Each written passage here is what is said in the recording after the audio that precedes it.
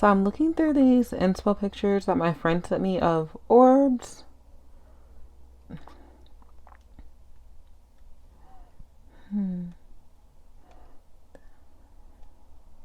These are really pretty. So one thing that I'm noticing is they all have like this bright white space in them. Um, okay, so to begin with, I definitely want to mark that part out. So I don't have like masking fluid. That's what a lot of watercolorists use to like mark out a spot that they want to stay white. But instead I have like this white wax crayon. Any white crayon will work. And I'm not the best at drawing circles. So I'm just going to trace around this thing that I have here. And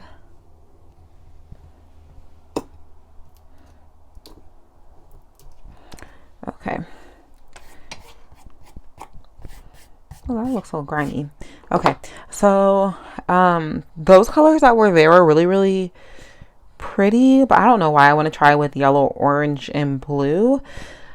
So I want to wet my watercolors first and let them reactivate a bit. And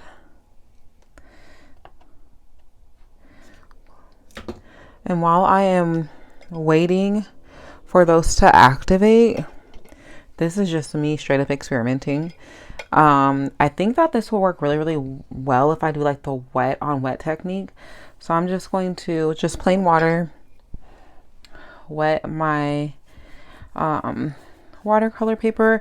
And when I'm working with a lot of water, I like to take down the edges of my paper. I guess you're supposed to do that like all the time, but like I'd be skipping that part a lot. Yeah, so my paper is wet. So I'm going to start off just looking at the inspo picture again. Oh.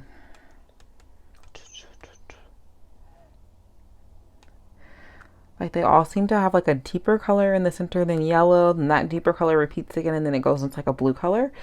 So I'm gonna start off with my orange, and I'm gonna get like a good bit of that orange onto my brush, and then just put it into my palette, so I can work a bit more water into it.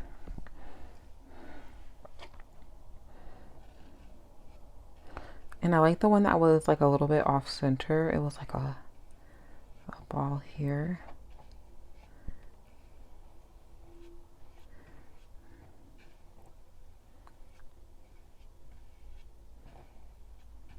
Okay, and this looks kind of bright right now. If it does end up looking really, really bright, you could just add more water. But it's always going to dry lighter anyways. That's like the beauty of watercolor. It's so flexible. Okay, so I'm going to get some more yellow. And I'm just always making sure not to go straight from the pan, like paint, onto the page, because that's going to be super, super saturated. I'm just getting some paint and I'm putting it in my palette, and then I can desaturate it with water on my palette, and then that's when I'm going to add in some water. Ooh, I like how that is fading in there. And I'm doing the one that was kind of off-centered. I thought that was pretty. Hey. Is the food on the way? You never ordered it. Are you hungry? You want me to cook? We never decided what was in.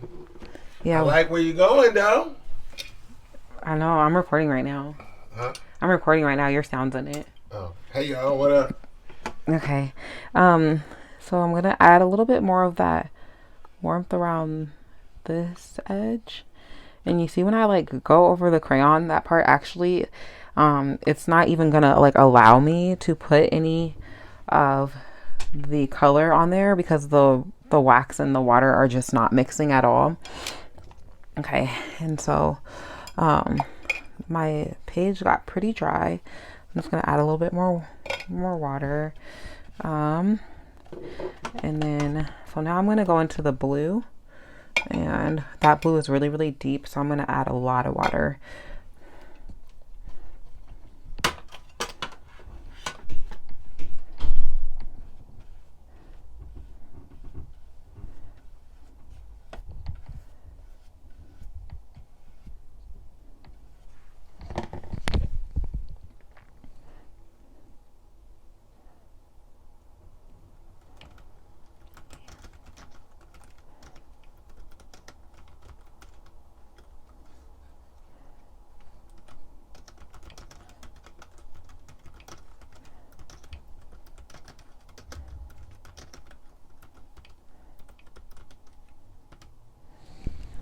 Okay, sorry, I got distracted. Um, so I added that blue and it's really pretty soft. So I'm gonna just have it like fade in and out. So along the edges, I'm gonna add a little bit of darker blue.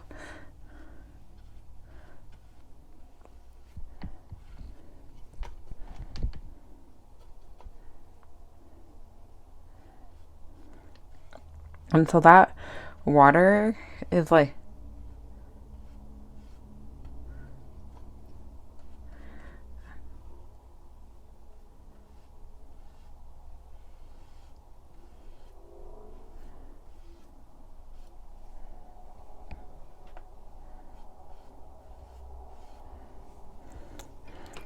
okay, this is really, really pretty. I'm having so much fun. Okay, so I probably should be like done by now, but I want to like try and get a little bit more warmth into that in between area.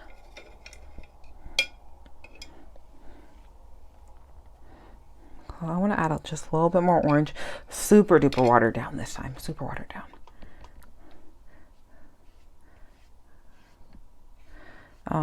And that actually wasn't smart of me, you know, because like orange and yellow are opposite. So when you start to put them together, they're going to make like a brown color. Whatevs. Okay, so we're not going to see the true color of this until we actually, and I want to smooth that out a little bit more. Okay, I love watercolor, it's so forgiving. But so we're not going to see the true color of this until we dry it. So I'm going to go ahead and dry mine right now.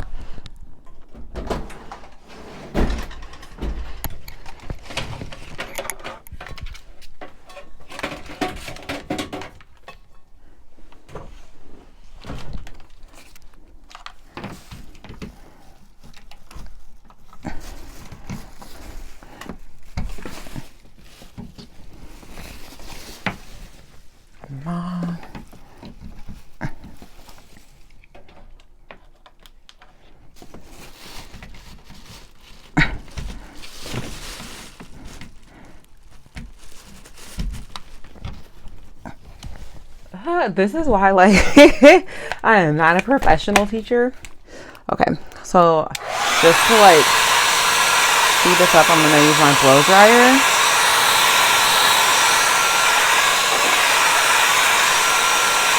Well, I really like where that part right there.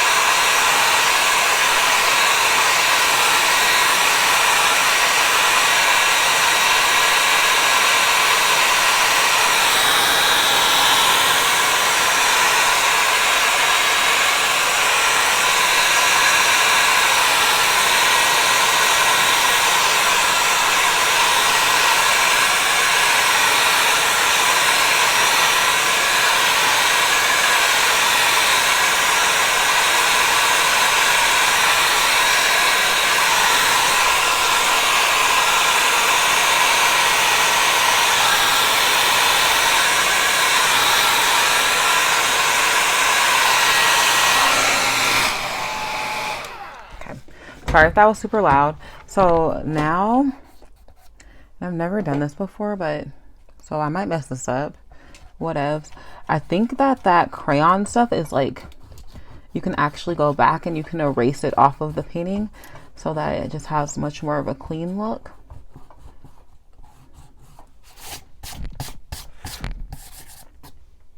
Oops, I had some paint on me. Whatevs. I feel like that's supposed to be like a bird or something. And now if I felt like it, I would put like a little bird there. Anyway, so the magic happens when you peel off this paper and you get, this tape, and you get a nice silky edge. I had some leaks, whatever. But it looks kind of orbish. I'm gonna try this again, wet on dry paper, and see if that gives me more control in a way that I like. But yeah, there we go.